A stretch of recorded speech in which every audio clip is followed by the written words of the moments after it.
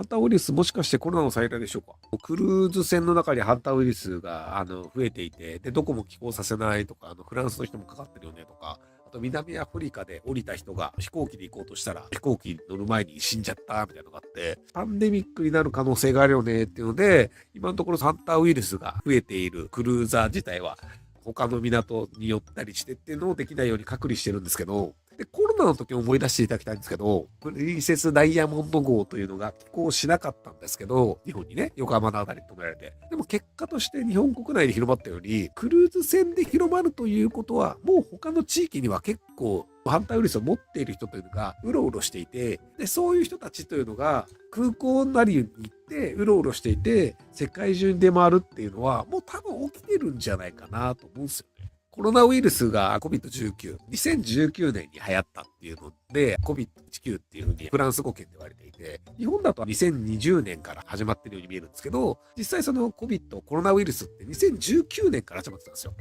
ただ、イタリアのね、下水道かなんか調べたときに、2018年ぐらいに結構いたよね、みたいなことになってて、なので、すげえ流行る前に、実はそれなりに広まってたりするんですよ。ある程度広まるときって一気にドーンって広まるんですけど、それまではじわじわなので、ひょっとしたらハンターウイルスもじわじわ広まっていて、まだそんなに症状が出てない人っていうのがいっぱいいるっていう状況なのかもしれないです。はい。まあでも、さすがにもう隔離してどうこうっていうのはやらない気がしますね。もう耐えられないっていうところなんじゃないかなと思います。コロナ収束後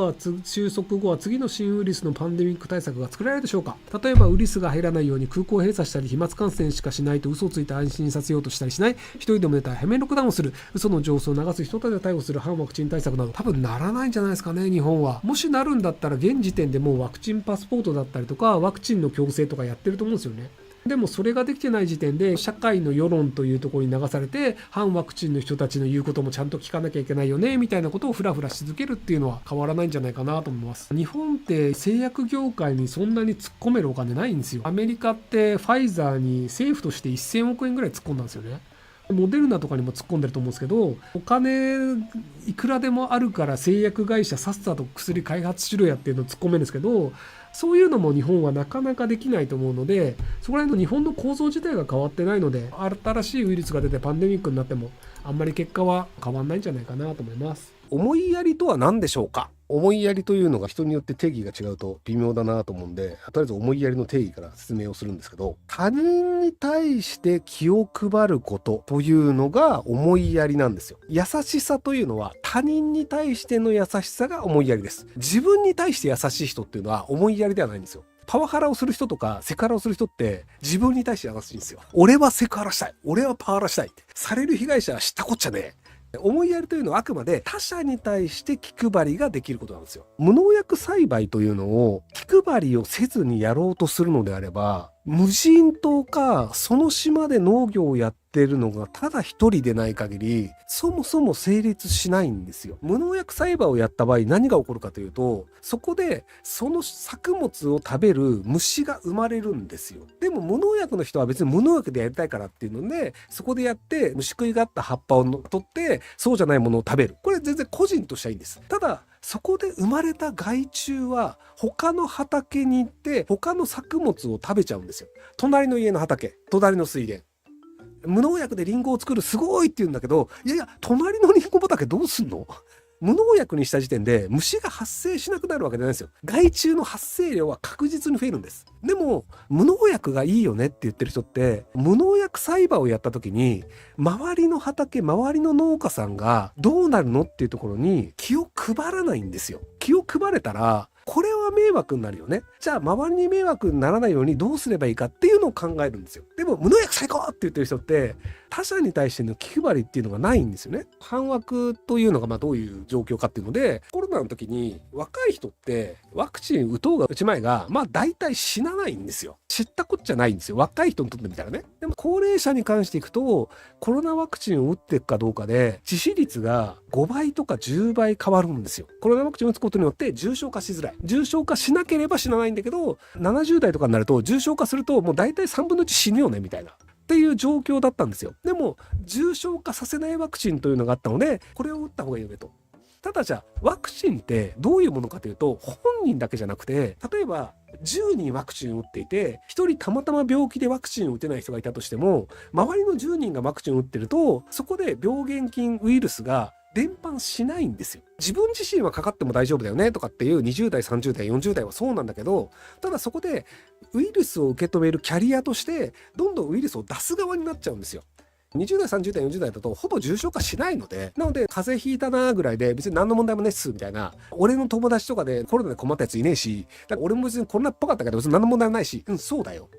ただこれが自分が病原菌をウイルスを巻く側になってそれを受け取った人たちがどうなるかっていう他者がどうなるかというのを考えましたかっていう話なんですよ。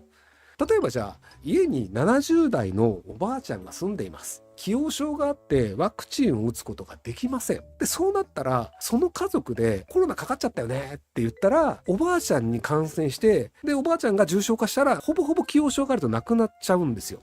それを避けたいよねって思った時に自分もワクチン持つしできれば周りの学校の同じ同級生も打ってほしいし職場の人も打ってほしいよねっていう俺の知り合いにジジババいねえしみたいなそれはそうなんだけどただジジババいる人の気持ちって考えたことありますっていう話なんですよ。なので反ワクと無農薬を主張する人って自分の周りで俺の周りでコロナ死んだ人いねえしみたいな一歩先を見ないんだっていうのでだから僕思いやりがないという表現になるんじゃないかなと思ってるんですよね。別に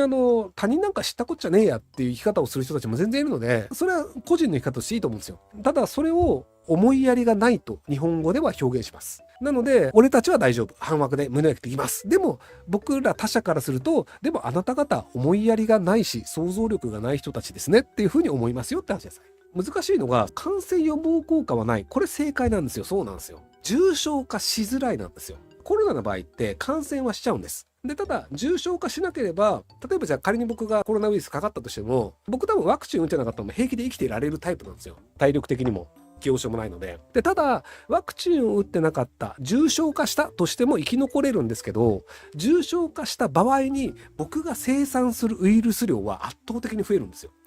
ワクチンを打っていて重症化しなければ3日ぐらいですぐ終わりますよなんだけど重症化して入院レベルになるとやっぱり1週間ウイルスを吐き続けるんですよ。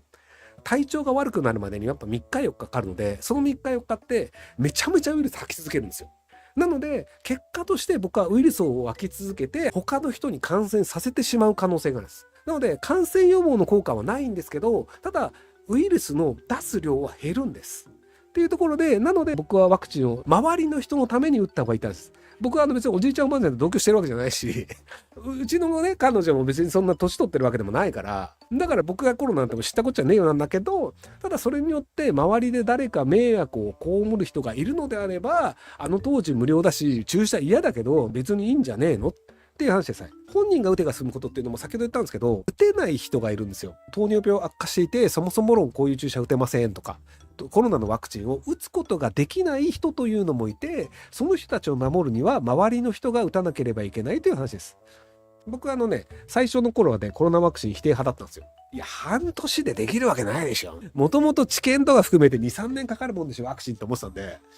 メッセンジャー RNA ワクチンに関していくともともとやり方としては昔からあったよねっていうのがあってアメリカとかインドとかで打たれてるのを見てで全然大丈夫じゃん副反応副作用というのが出る人もいます。でもこれって別にどの注射でもあるんですよ。金属の針が体に刺さることによってアナフィラキシーショックになる人とか水を入れる実験っていうのもあってコロナワクチンですよって言った人がコロナワクチン打たれたって言ってゲロ吐く割合と水を打たれただけでコロナワクチンだと思ってゲロ吐いた人の割合一緒なんですよ。思い込みっていうのもあってコロナワクチンによる副作用副反応ではないものっていうのも結構あったりするんですけどとはいえ体感で作ったからワクチンはこれは確かにそうです。なのでもう打って2020年ぐらいから打ち始めて5年ぐらい経ってて5年間今のところ何らかの副作用副反応でワクチンで困ってる人よりはコロナにかかってしまってブレインフォグだったりっていうロングコビットと言われるコロナの副作用が長期的に持ってる人の方が実は多いっていう状況になってるんじゃないかなと思いますけども今日はこんなところにします。お疲れ様でした。ご視聴ありがとうございます。今回の動画はこちらからの切り抜きになります。ひろゆき LINE スタンプ好評発売中です。概要欄に購入リンクがあるので、そちらから購入できます。よろしくお願いします。